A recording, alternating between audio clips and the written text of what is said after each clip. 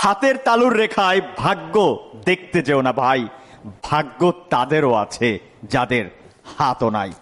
সৃষ্টিকর্তা সূরা আন নাজমে বলেছেন, মানুষ সেটাই পায় যার জন্য সে চেষ্টা করে।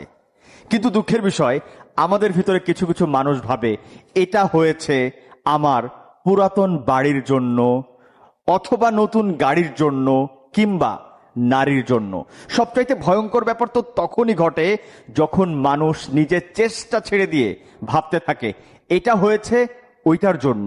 প্লিজ এই কাজটা আজকে থেকে বন্ধ করুন।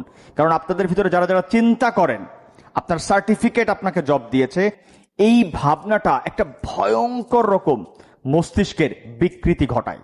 তাই যদি ছোট ছোট কোনো মাধ্যমকে আপনি আপনার ভাগ্যের বড় কারণ হিসেবে দেখেন, তবে সেটাই সবচাইতে বড় দুশ্চিন্তার কারণ।